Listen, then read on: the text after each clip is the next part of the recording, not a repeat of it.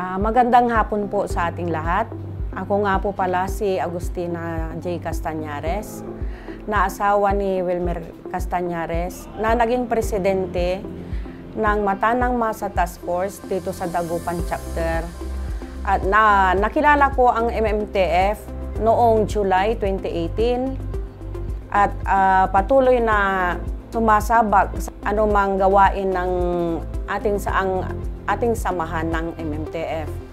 Dati po, sumasama-sama lang ako kay Pres Wilmer. Hanggang nung nagustuhan ko na at isinama na rin niya ako. At ngayon, patuloy pa rin na naglalakbay sa buhay ng MMTF. Kami po ay marami ng napuntahan, kaya nagustuhan ko po ang MMTF.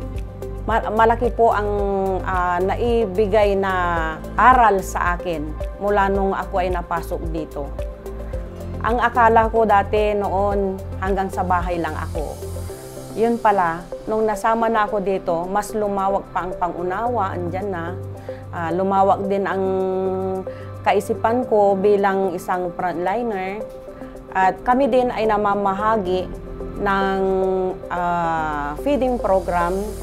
At kami din ay tumutulong sa mga nangangailangan.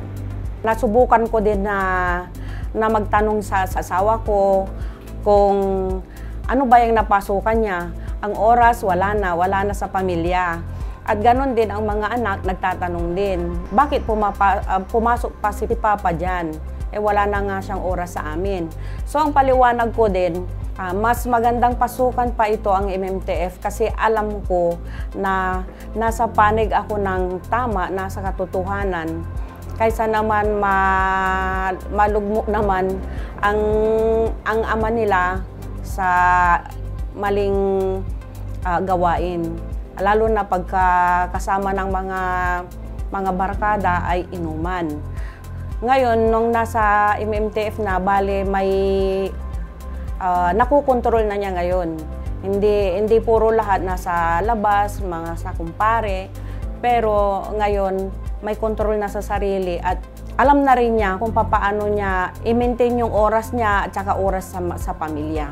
Ang masasabi ko lang sa mga asawa nasa grupo ng MMTF ay mas maging masaya sila kung MMTF ang napasukan.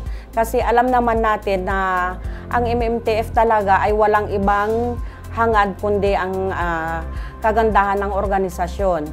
Lalo na kaakibat natin ang PNP at marami din mga activities, kaya suportahan na lang natin ang ating mister.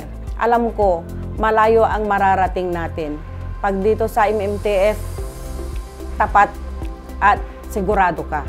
Ang mensahe ko po sa mga members at saka magpapamember pa, dapat laging handa kapag nasa sa ating grupo kasi anumang pagsubok sa grupo natin talagang pinagdadaanan natin yan. Marami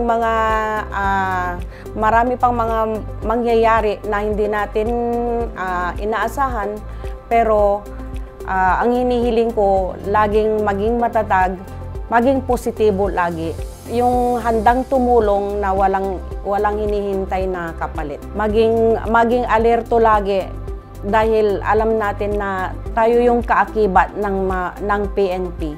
Nagpapasalamat ako sa pinaka-pogi, gwapo na galing sa kalawakan ng Maynila na nakarating dito sa amin.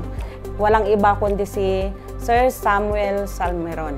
Dahil sa kanya, nahubog yung buo kong pagkatao dahil dati hindi ako ganito.